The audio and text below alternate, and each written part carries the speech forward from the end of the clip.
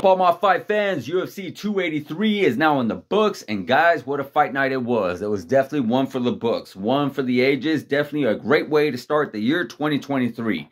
Let's go from the top to the bottom, but before I mention this, before I get into this, let you guys know I am going to be telling you guys about the winner. I am going to be talking about the fight, so if you have not seen the fight, I do recommend you go seeing it. I do recommend you stop watching the video if you do not want to hear any kind of spoilers, because I will be, again, talking about the fight. So, spoilers coming in 5, 4, 3, 2, 1. All right, guys, welcome to the fight. Welcome to Never Stop Fighting Podcast, and here we go, UFC 283. Again, like I said, one hell of a fight card. One hell of a fight card from top to bottom. Where to begin? I mean, good God, we saw the retirement of two fighters. We saw the retirement of Shogun. We saw the retirement of Glover Teixeira. You know, we got Deiveson Figueiredo moving up in a different division. It was just jam-packed. So let's just go from top to bottom, shall we? That Glover Teixeira versus Jamahal Hill definitely did not go down the way I thought it was going to go down. I thought Glover Teixeira's experiments, his 5-round experience, the fact that he's been in championship round experience was going to be a little too much for Jamahal, but no, he proved all of us wrong. He definitely did. You know, I thought even his wrestling, his grappling was going to be too much for Jamahal. Jamahal was pretty much picking him apart left and right, pretty much throwing those jabs, those combinations, those head kicks, hurting Glover, busting him open nonstop. And don't get me wrong, Glover was still coming for it. You know, there's literally no dying in that dog whatsoever. This guy was going for it. He was not stopping. There was no quit in him whatsoever. But unfortunately, everyone has an end time. Unfortunately, you know what? We all got to hang up the gloves sometime, and that's what happened. Jamahal Hill got the victory. He got the unanimous decision. He is now your new light heavyweight champion of the world, with Glover Teixeira finally hanging up the gloves. I mean, what a historic career he has had. I'll definitely make a separate video regarding him, but definitely one hell of a career he has definitely had. First ballot Hall of Famer for sure. So the second fight was our Deiveson Figueiredo versus Brandon Moreno. And, you know, again, this was another one that was very hyped up. These guys have met each other 3 times before, and I was definitely looking forward to this fight. But Brandon Moreno pretty much came in, and he came in ready. He pretty much ran over Deiveson Figueiredo. He used that wrestling, used that grappling, was getting him with good shots. And then finally in that third round connected with one of a crazy hooks. I want to say when it was an overhand or maybe a hook that caught Deiveson Figueiredo in the eye. You know, of course he was, you know, trying to say that he got possibly eye poked. I'm talking about Deiveson Figueiredo saying that, but no, it was a clean shot to the eye. It shut his eye, and that's what stopped the fight. He could no longer see from his eye. I can't exactly remember. I think it was the right eye. And, yep, they had to stop the fight. So now Brandon Moreno is now your new UFC flyweight champion. With Deiveson Figueiredo, he pretty much said that he just can't do the division no more, in which, honestly, I'm not surprised, because I've heard and seen him multiple times that he's missed weight and that he's had trouble making the 125-pound division. He's had terrible weight cuts. So, yeah, he looks like he's going to be moving up to 135. And that's just only going to make that division, the bantamweight division, that much more stacked. And I cannot wait to see what comes in store for him. Now, as far as Brandon Moreno goes, he is now the UFC flyweight champion. So, yeah, I'm very excited for him because he is one hell of an action-packed fighter. He always comes in. He always brings his A game. He always definitely brings in a show for us to see. Then we got ourselves Gilbert Burns in the co-main event, I guess you could say. Gilbert Burns versus Neil Magny. I honestly was a little bit surprised at this fight. I did not see this fight 100% going. I always felt like Gilbert Burns was going to get that victory, especially if it went to the ground, but just he made it look so damn easy. Gilbert Burns just completely steamrolled through Neil Magny. And Neil Magny is no punk. He has been in there with some of the best of the best. He's been in there with some of the top level fighters, even champions he's been in there with.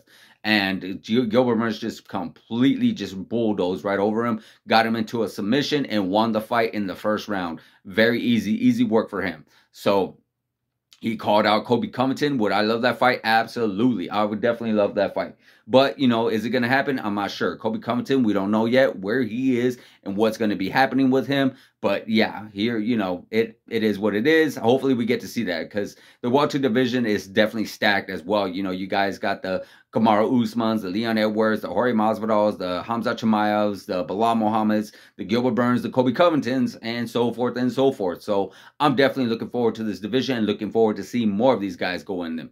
We had Jessica Andrade completely dominated Murphy 283. Oh my God, it was like another one that was just completely it was just off the charts. Oh my God, I really thought they were gonna stop that fight sooner, just like I thought they were gonna stop the Glover fight. Then you had Paul Craig versus Johnny Walker. Johnny Walker doing his thing again. He pretty much coming off a great victory as well. He is looking great as well. You know, he's coming back from some setbacks in his career, and then unfortunately for Paul Craig, you know, he's had a few setbacks as well. But you know, this was a good fight for them. Good way to get some momentum going them in this new light heavyweight division. So that brings me to the question of what's next for these guys. Well, as far as Jamal Hill goes, you know, there's still a little bit uncertainty when it comes to light heavyweights. You know, you still got Anthony Smith, who needs a fight, who says he wants to fight in March. Not sure what's going to happen there. Maybe he could be facing Johnny Walker. You know, Johnny Walker came off a victory, and now we got Anthony Smith, who's waiting for an opponent. So that could be a potential matchup for #1 contendership. Then, of course, we already had that draw that happened last month with Jan Blachowicz and Ankalaev. So I'm not sure what's going to happen with those two guys. Maybe when they're ready and they're healthy, maybe they could have a rematch. That would be a preferred idea, honestly, my mindset.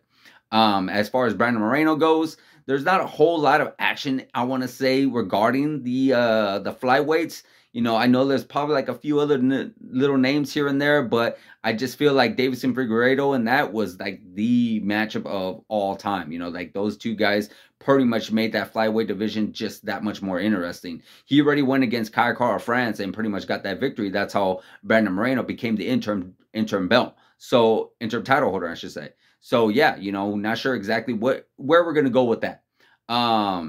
With Gilbert Burns, I already mentioned he called out Colby Covington, but as far as that goes, I don't see that possibly matching up. I feel like they are really trying their best to match up Colby Covington with Khamzat Chimaev. So I would really think they would probably put Gilbert Burns against Belal Muhammad. That would be actually a good matchup. Both great grapplers, both have really good stand-up as well. I would definitely be very interested in seeing that fight. As far as the other two goes, like I just mentioned, Johnny Walker possibly against Anthony Smith. That'll be a great fight. Or not sure who else you would want to match him up with. Maybe Jamal Hill. I think he's going to take a little time off because he's still got the Yuri Prochazka. He's still out there. Really is no timetable for him to come back. I know he's been training, so who knows? Maybe he might come back sooner, and that will be down the line sometime in June. You never know, because we heard he had a very, very bad shoulder injury. So who knows what happens there. As far as Jessica Andrade goes, yeah, there's still like a lot more to go when it comes to the flyweights, but you never know. You never know. But guys, that was it. UFC 283, one hell of a fight. I definitely recommend you go check it out. If you haven't seen it already, definitely. It was there was a lot of great fights in there, a lot of great stoppages, a lot of great wars on there. Definitely want to go check it out, guys. So again, like, subscribe, hit the notification button, and I'll see you guys in the next video.